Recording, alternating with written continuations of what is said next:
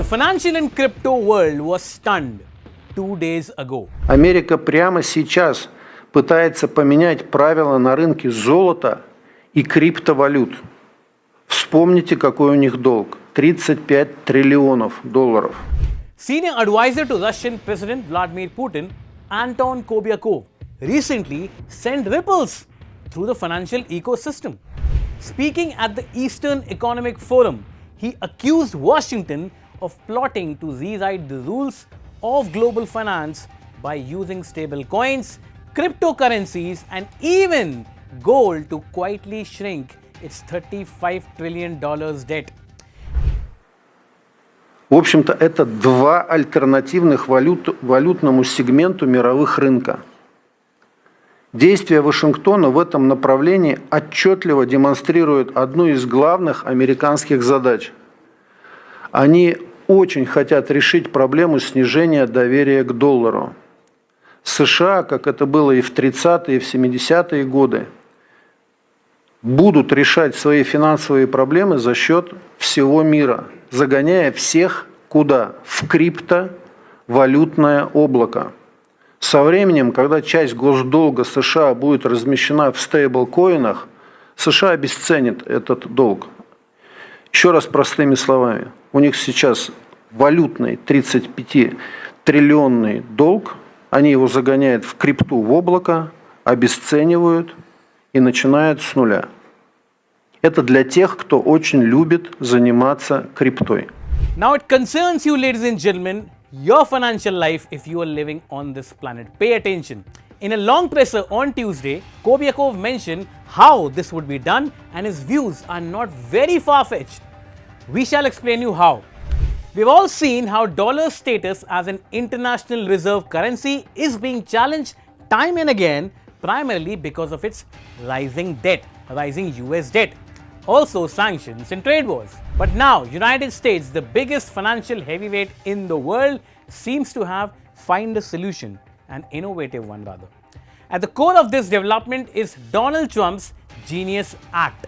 Trump's Genius Act forces all US stable coins to be fully backed 1:1 with treasuries or cash, with public audits and strict compliance. Now, what does that mean? It's very significant.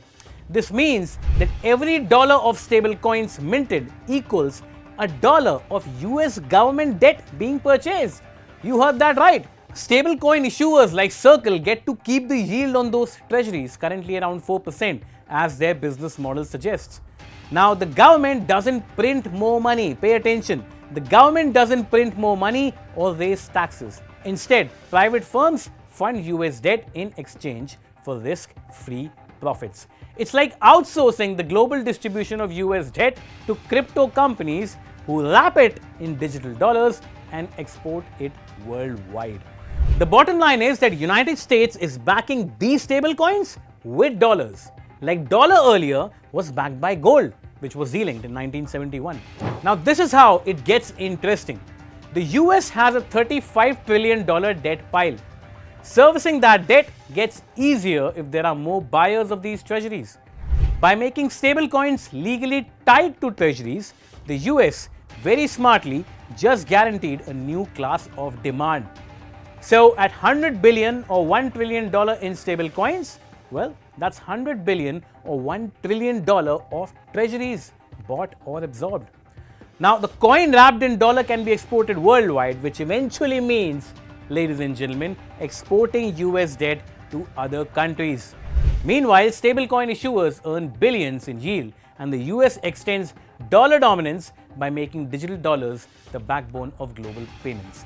Now, for countries like Russia and China and other US rivals, this very particular development looks like financial warfare disguised as innovation. Why? Ladies and gentlemen, stablecoin becomes dollar proxies, tightening the US grip over global trade. Private firms profit, but the US government reduces its financing cost. Rivals, reserves and assets are forced into a system that quietly devalues their holdings. Now, if you look at from Moscow's perspective, Washington isn't just building a new payment rail. How? It's rewriting the rules of international financial system without IMF, G20 or any other gold-backed alternatives. How? You see, if treasuries yield 4% but inflation runs at 5%, the US is effectively paying back less in real terms. Its debt gets serviced on paper, but the true cost to the lender shrinks every year. Stablecoin issuers and foreign buyers eat the inflation losses while Washington quietly wins. You need to understand, ladies and gentlemen, US has always been at the receiving end of criticism that it continues printing money, continues raising its debt ceiling. Now this isn't printing money and this isn't raising taxes. It's a structural way to devalue debt over time. The dollar just doesn't remain dominant, it evolves into a digital form faster than rivals can respond.